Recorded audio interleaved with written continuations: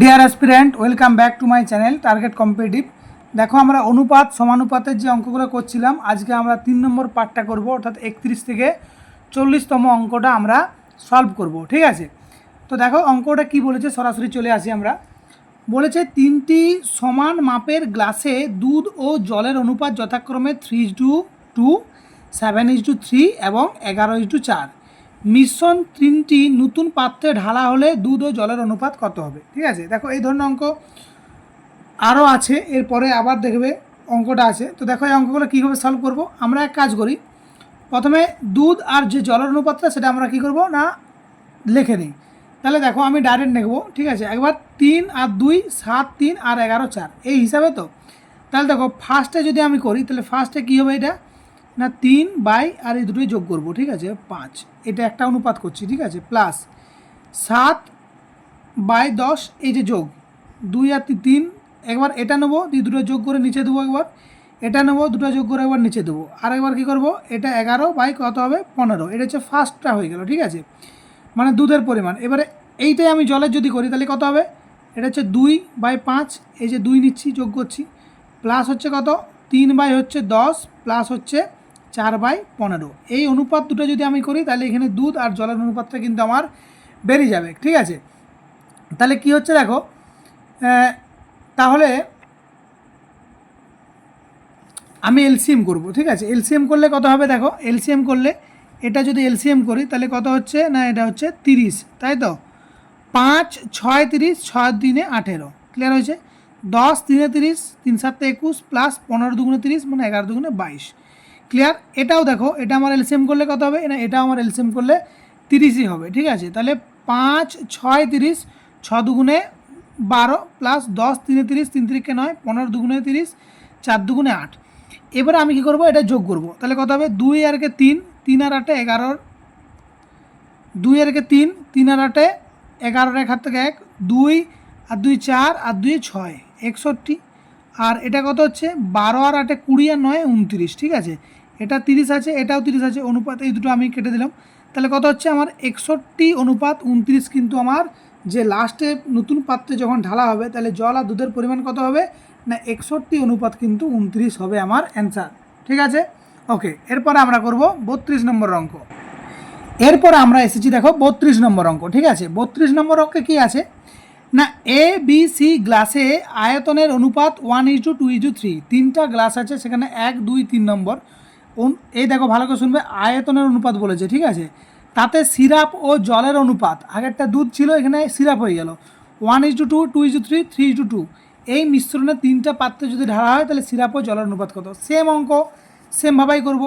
ফার্স্টে কী করবো না 1 এর 3, কী করে হলো, এই যে 1 যোগ করলে কত হচ্ছে 3, প্লাস এটা কত হবে 2 এর 5, তাই তো, প্লাস এটা কত হবে না হচ্ছে 3 এর 5। ঠিক আছে, এরপরে আরেকটা আমি লিখব, সেটা কত হবে না হচ্ছে 2 এর 3 প্লাস 3 এর 5 প্লাস 2 এর 5, কী করে হলো, এ দেখো 2টা নিয়েছি, যোগ করে নিচে 3, নিচে 3 হয়েছে। আবার দেখো এখানে 3টা নিয়েছি, নিচে যোগ করলে 5 আর 2 এর 3 5। এরপরে দেখো এটা আগেরটার অঙ্কর মতো নেই, কিন্তু এখানে একটা জিনিস খেয়াল করবে, এখানে গ্লাসের অনুপাতের মানে আয়তনের যে অনুপাতটা দিয়ে আছে 1:2:3, তাহলে আমি এখানে 1 গুণ, এটার সঙ্গে 2 গুণ, আর এটার সঙ্গে 3 গুণ করব। সেম এটার সঙ্গে 1, এটার সঙ্গে 2, এটার সঙ্গে 3 কিন্তু আমি গুণ করব। ঠিক আছে, তবেই কিন্তু আমার নতুন যে পাত্রে ঢালা হবে জল আর সিরাপের অনুপাতটা কিন্তু বেরাবে। তাহলে কত 1 1 1 আর এটা 3 প্লাস এটা কত হবে 2 2 4 5 প্লাস 3 3 9 বাই কত হবে এটা 5, অনুপাত এটা কত 2 এর 3 প্লাস হচ্ছে 3 2 6/5 প্লাস হচ্ছে 3 2 6 বাই কত হচ্ছে 5, ক্লিয়ার হয়েছে। এরপরে দেখো আমি এটা এলসিএম করব। এলসিএম করলে কত হবে, 3 আর 5 আছে মানে হচ্ছে 15, তাহলে 3 5 এ 15 প্লাস 5 কত 15, 5 হচ্ছে 3 এ 15, তাহলে 4 3 কত হবে 4 3 12 প্লাস 5 3 15, 3 9 কত 27, অনুপাত এটাও সেম আমরা করব 15, 3 5 এ 5 2 10 প্লাস 5 3 6 3 18 প্লাস 5 3 6 3 18, তাই তো। এইবারে যদি আমরা যোগ করে দিই তাহলে কত হবে বলো, 12 আর 15 27, 12 আর 15 17, 17 আর 27 যোগ করলে কত হয় 44 হয়, ঠিক তো। আর এটা দেখো 18 2 36 আর 10 কত 46, এটা কাটাকাটি করলে কত হয় না 22 অনুপাত 23, ঠিক আছে। তাহলে আমার কি হলো না হচ্ছে 22 অনুপাত হচ্ছে আমার 23 কিন্তু অ্যান্সার। ক্লিয়ার? এবার যোগটা দেখে নাও, 18 18 36 তো 46, আর হচ্ছে 12 আর 15 27 44, ঠিক আছে। ওকে, 12 আর 5 হচ্ছে 17, 17 আর 27 হচ্ছে 44, আর হচ্ছে 10 আর 18 36, ঠিক আছে। তাহলে আমার নতুন যে জল আর সিরাপের অনুপাতটা হবে সেটা কত হবে না হচ্ছে 44 অনুপাত হচ্ছে 46। ক্লিয়ার? বোঝা গেছে? বোঝা গেছে। এরপরে চলবো আমরা পর অঙ্ক, অর্থাৎ হচ্ছে 33 নম্বর অঙ্ক। এরপর আমরা দেখো পর অঙ্ক 33-এ বলছে দুটি সংকর ধাতুতে সোনা ও তামার অনুপাত যথাক্রমে 7:2, ওকে, এবং 7:11। দুটি সংকর ধাতু সমানভাবে মিশিয়ে যে নতুন সংকর ধাতু পাওয়া যায় তাতে সোনা তামার অনুপাতটা আমাকে বলেছে কত হবে, তাই তো? কিছু নয়, একবার করব 7-9 প্লাস হচ্ছে 7-18, আর একবার করব 2-9 প্লাস হচ্ছে 11-18। কী করে হচ্ছে? 7টা নিয়েছি প্লাস 9 করেছি, আবার দেখো 7 নিয়েছি, 2 যোগ করলে কত 18, আবার এটা 2 যোগ করলে 9, আর হচ্ছে 11 যোগ করলে 18। ক্লিয়ার হয়েছে? এরপরে দেখো আমি এলসিএম যদি করি এটাও 18 হবে, আর আমার হচ্ছে এটাও 18 হবে। অনুপাত বলেছে, তাই তো? অনুপাতের চিহ্ন দিত। তাহলে 9 দুগুণে 18, 7 দুগুণে 14, আর 7 একে 18 একে 18 মানে 7 একে 7, এটা 9 দুগুণে 18, 2 দুগুণে 4, আর 18 একে 18 মানে 4। তাহলে কত হচ্ছে? এটা হচ্ছে 21, আর এটা হচ্ছে কত হচ্ছে 11 হচ্ছে 15, 3 7 21, 3 5 15। তাহলে আমার অ্যান্সার কত হচ্ছে?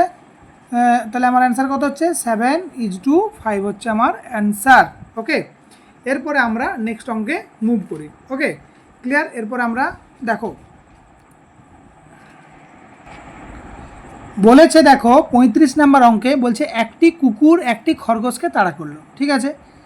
কুকুর যে সময় 5টি পদক্ষেপ ফেলে, খরগোশ সেই সময় 6টি পদক্ষেপ ফেলে, ঠিক আছে। কুকুর হচ্ছে পা বেশি ফেলে এবং খরগোশ হচ্ছে পা কিন্তু কম ফেলে, কিন্তু কুকুরটি 4টি পদক্ষেপ যত দূরে যায়, খরগোশ 5টি পদক্ষেপে তত দূরে যায়। কুকুর ও খরগোশের বেগের অনুপাত কত? তাহলে আমি এখানে করব কুকুর আর অনুপাত করব খরগোশ, ঠিক আছে। তাহলে আমি কি করব দেখো, কুকুর 5টি পদক্ষেপ যত ফেলে, খরগোশটা সময় লাগেছে 6টা, এটা আমি কিন্তু লিখব। আবার দ্বিতীয়টা আমি বলছি কুকুরের যে 4টি পদক্ষেপ সেটা হচ্ছে খরগোশের কত না 5টা পদক্ষেপ। এরপরে বলেছে যে এর যে বেগের অনুপাতটা, সেই বেগের অনুপাতটা কী হবে, ঠিক আছে। তাহলে বেগের অনুপাতটা কী হবে? তাহলে আমরা গুণ করব, 5 5 25 আর 6 4 24। তাহলে আমার এখানে কী হবে না খরগোশ আর কুকুরের যে বেগের অনুপাত সেটা কত হবে? 25:24 হবে। সবসময় তুমি গুণটা করবে এদিক থেকে, ঠিক আছে। তাহলে কত হচ্ছে? 25:24 কিন্তু আমার অ্যান্সার হয়ে গেল। ওকে, এরপরে আমরা করব 36-এর অঙ্ক। 36 নাম্বার অঙ্ক দেখো বলেছে 200 গ্রাম সংকর ধাতুতে জিঙ্ক ও তামার অনুপাত দিয়েছে 5:3। কত গ্রাম তামা মেশালে নতুন মিশ্রণে জিঙ্ক ও তামার অনুপাত 3:5 হবে বলেছে, তাই তো?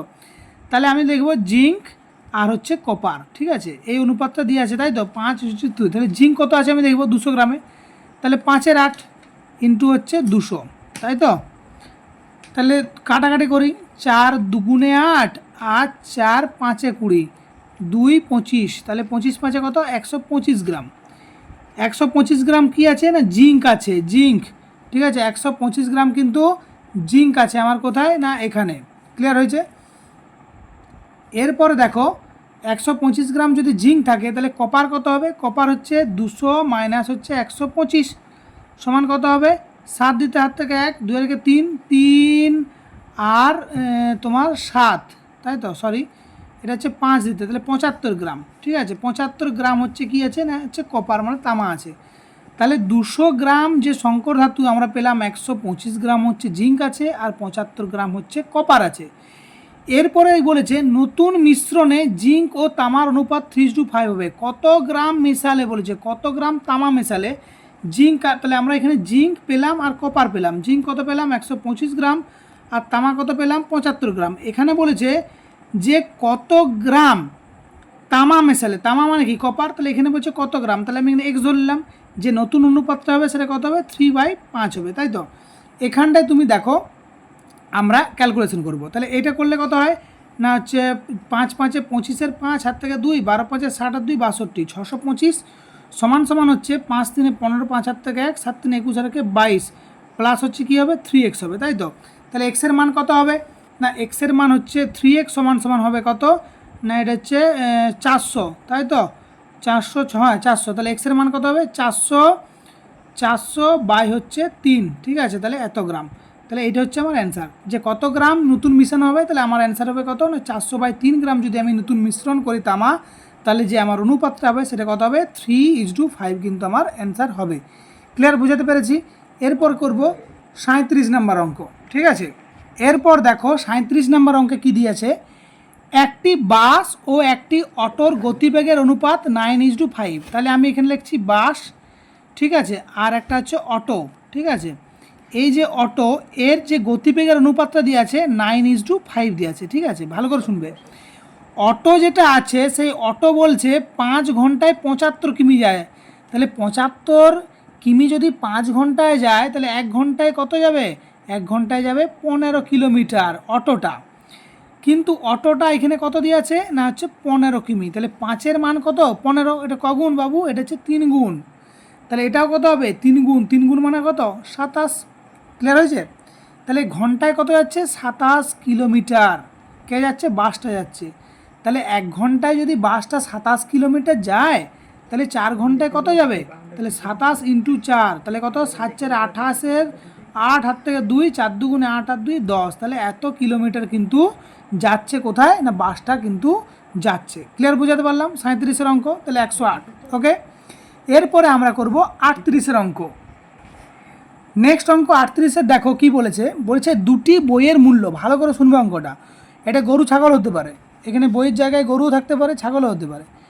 দুটি বইয়ের মূল্য 5টি খাতার মূল্য, এটা সমান বলেছে। দুটি বইয়ের মূল্য সমান সমান 5টি খাতার মূল্য, মানে তুমি দুটি বই যে টাকায় কিনবে 5টি খাতা সেই টাকায় কিনবে। ক্লিয়ার?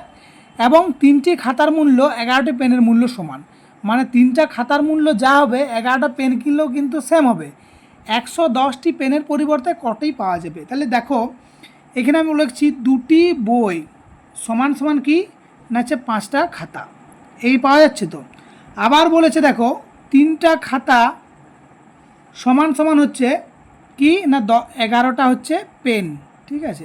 এরপর তুমি দেখো এবার বলছে 11টি পেনের মূল্য, এবার বলেছে